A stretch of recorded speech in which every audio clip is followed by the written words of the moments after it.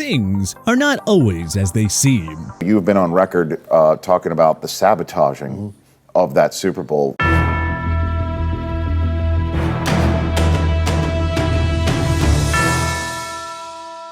Not saying every big game is rigged, but here are 10 such Super Bowl games where things were fishy enough to have you wondering if the fix was indeed in. Super Bowl 40.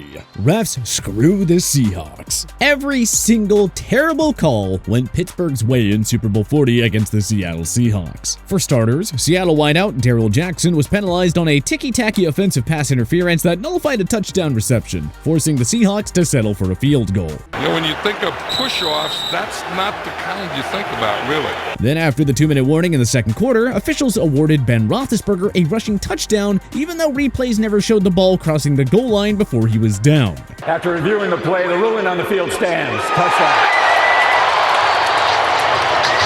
Trailing by 4 early in the fourth quarter, Matt Hasselbeck found Jeremy Stevens for a catch near the 1-yard line, but the refs penalized Sean Locklear for holding. Oh, they always say that, you can call holding on any play, but what we saw there, I did not see holding. A few plays later, Hasselbeck was picked off by Ike Taylor in the red zone. Despite committing a clean tackle to bring Taylor down, Hasselbeck was penalized for a block below the waist, even though the block was totally legal. We think it's a bad call. If you cut a blocker, that's a penalty. But that time, you made the tackle low, and that's legal. The Steelers would put the game away on a trick play with Antoine Randall tossing a touchdown to Hines Ward. It wasn't a good look in 2010 when Bill Levy, the head official of that game, admitted that he screwed the game up. We knew it was going to be tough going against the Pittsburgh Steelers. I didn't know we were going to have to play the guys in the striped shirts as well. There is one theory out there that the NFL wanted Jerome Bettis to retire a Super Bowl champion in his hometown of Detroit, the host city for Super Bowl 40. Super Bowl 47, the Blackout Bowl.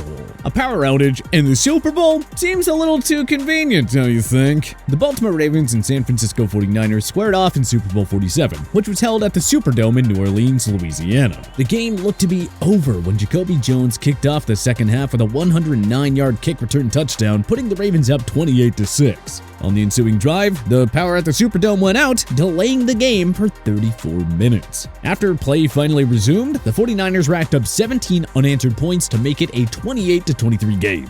Justin Tucker would add 2 more field goals for the Ravens, with Colin Kaepernick scoring on a 15-yard touchdown run between the 2 Tucker kicks. The Ravens conceded a safety in the waning seconds, but held on for the 34-31 victory. Though the Ravens won, the blackout led to the conspiracy theory that Roger Goodell and the NFL orchestrated the power outage to stop Baltimore's momentum and help San Fran get back in the game. Terrell Suggs and Ray Lewis both have publicly stated that they believe it was done on purpose, with Suggs even alleging that Goodell was involved. Oh, Roger Goodell, he never stopped. He never always got something up his sleeve. Just couldn't let us, just had us one in the landslide, huh? So you thought Roger Goodell had turned the lights out? Most definitely. Super Bowl 37, Raiders threw it for Gruden. After the 2001 season, the Oakland Raiders and head coach John Gruden decided to part ways. Having fired a future Hall of Famer in Tony Dungy, the Tampa Bay Buccaneers gave up a hefty price to land Gruden from the Raiders, giving up 2 first-rounders, 2 second-round picks, plus $8 million in cash. Fittingly, the Raiders and Buccaneers met in Super Bowl 37, less than a year after the Gruden trade. Though Oakland and their MVP quarterback Rich Gannon were favored to win the game, they put up an absolute stinker of an effort in a 48-21 blowout loss. 10 years after the game, however, Raiders legend and wide receiver Tim Brown dropped a bombshell accusation, suggesting the game was thrown for Gruden. In short, Brown alleged that the Raiders' game plan all week long was to run the ball aplenty, citing the size advantage their O-line had over the Bucs' D-line. We had changed the offense to be more run dominant. We had a big offensive line. They had a small defensive line, so we were just going to smash them out. But 2 days before the Super Bowl, Brown claimed then Raiders head coach Bill Callahan threw the previous game plan out the window and called for a pass-heavy game plan instead. Friday morning, Bill Callahan comes in and says what to you guys? We're going to go back to the offense we had all year. Brown also cited the friendship between Callahan and Gruden, even claiming that Callahan had animosity towards the Raiders. He hated the Raiders so much that he would sabotage the Super Bowl so his friend can win the Super Bowl. That's hard to say because you can't prove it, but the facts are what they are, that less than 36 hours before the game, we changed our game plan, and we go into that game absolutely knowing that we have no shot. That the only shot we had was if Tampa Bay didn't show up. We went back to the offense that Gruden knew, so the audible said with that. So, oh my gosh, Jim. Black 15 Lightning. Sapp said, they're coming right here. Jerry Rice, who was on that 2002 Raiders team, agreed with Brown and dropped this juicy quote. In a way, maybe because he didn't like the Raiders, he decided maybe we should sabotage this a little bit and let John Gruden go out and win this one. The way you prepare all week long, you go with it, no matter what. We just felt like it was very unusual for him to make that change. It's worth noting that Gannon threw 3 pick sixes in that game. Maybe Callahan really did want to throw the game for Gruden. Super Bowl 55, number 7 for Brady. Look, love or hate Tom Brady, it's hard to deny that the 7-time Super Bowl champion has been on the right side of some very questionable officiating calls more often than not. Oh, there is a flag. Defense number 95. Right there, he slaps, and that looks... Right where? The many Brady haters will always argue that the NFL has long gone out of its way to protect him, whether he was with the New England Patriots or the Tampa Bay Buccaneers. Well, those conspiracy theories were further fueled during the Bucs' Super Bowl 55 contest against Patrick Mahomes and the defending champion Kansas City Chiefs. In that game, the Chiefs were penalized 11 times for 120 yards. In comparison, the Bucs were only penalized 4 times for 39 yards. 3 of those calls against Kansas City came late in the second quarter and led to 2 Tampa Bay touchdowns. Firstly, Mike Evans threw a 34-yard pass interference call on Bashaud Breeland, even though there was incidental contact. Former NFL referee Terry McAuley explained why it shouldn't have been a penalty, stating the following: "I looked at it again this morning and there was indeed feet entanglement with both playing the ball. That caused the defender to go down and that contact is incidental. This was not a foul." Moments later, Brady clearly overthrew Evans in the end zone. The ball was absolutely uncatchable, yet officials still penalized Tyrann Mathieu for pass interference. Also, Brady and Mathieu had been jawing at each other aplenty throughout the game. Yet at the end of the first half, only Mathieu was issued an unsportsmanlike conduct penalty for his trash talk. All those calls helped the Bucs cruise to a 31-9 blowout victory. 3 atrocious penalty calls, all in favor of the Bucs. That is a surefire way to make us question whether the fix was in. Super Bowl 30.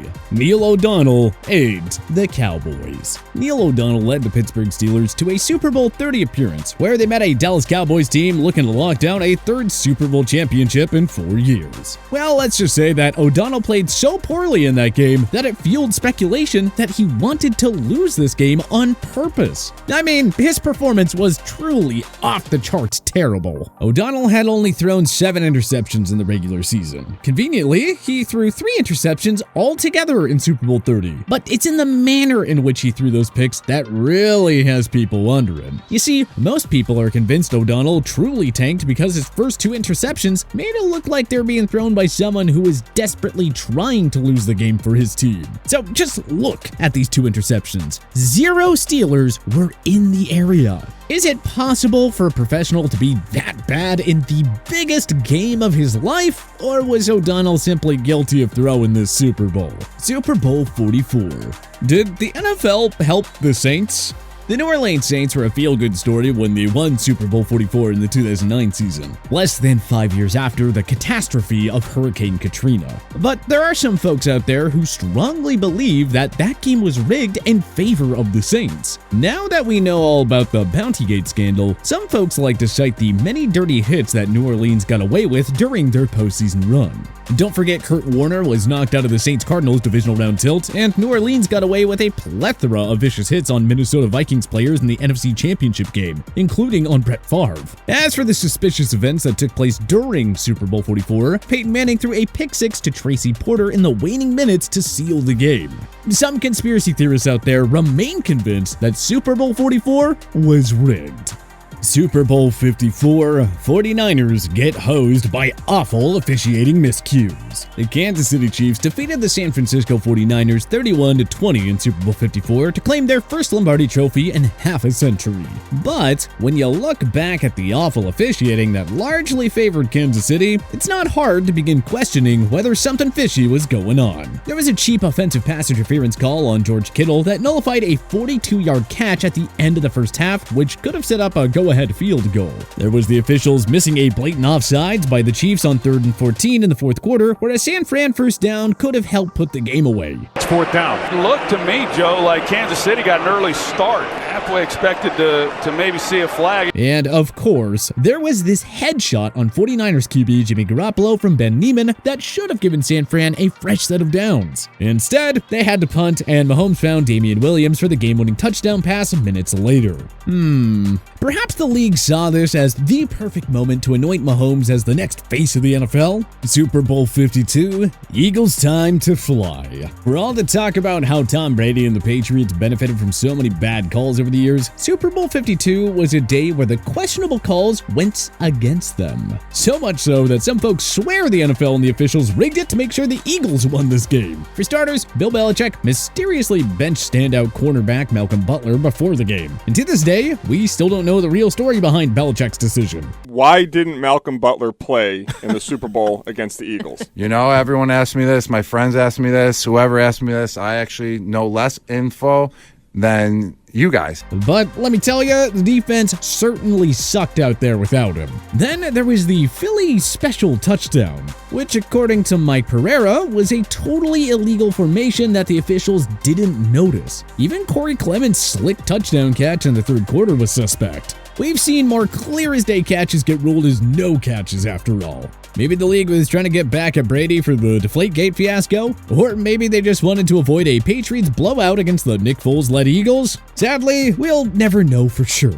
Super Bowl 51, did the Falcons blow it on purpose? Not much of an explanation needed here. How does any professional sports team, let alone a team good enough to win the Super Bowl, blow a 25-point lead in a quarter and a half? The Falcons just needed to take a knee on every remaining offensive snap and the game was over. Or, you know, Matt Ryan just didn't have to take a sack and Atlanta didn't have to take an offensive holding penalty to knock themselves out of field goal range when they were up 8 with a chance to put it away, leading 28-3 only to allow 31 unanswered points when you just needed like 3 more first downs to win the game. No wonder some people remain convinced that this game was rigged. Super Bowl 3, an NFL-AFL conspiring agreement. Joe Namath's New York Jets were a massive 19.5-point underdog against the star-studded Baltimore Colts. Broadway Joe memorably guaranteed that his team would win the game, and they did just that, holding down the high-powered Colts to 7 points in a mammoth 16-7 upset win. But some folks out there think that there's an easy explanation for the Colts' sleepy effort in that one. Maybe they wanted to lose on purpose. With the AFL and the NFL set to merge in a year's time, maybe both leagues wanted the Jets, representing the AFL, to win that game in order to show the world that their teams could hold up with the NFL clubs. And having a celebrity like Namath in the Big Apple market could only help the league in terms of marketing and media coverage. Bubba Smith of the Colts suggested that there was a fix, pointing specifically to the suspiciously terrible play of Baltimore quarterback Earl Morrall. I personally think the game was fixed. We were inside the 25 times in the first half and come away with no points. Of all the rigged Super Bowl claims out there, this one is probably the most convincing. But which other Super Bowls do you think may have been fixed? Let us know in the comment section below. If you like this video and learned a thing or two, clicking the like button helps out a ton. And hey, we appreciate it. If this is your first time coming around to TPS though, subscribing is a great idea, because we put out videos like this every single day. But as always, thanks for watching, and we'll see you guys next time.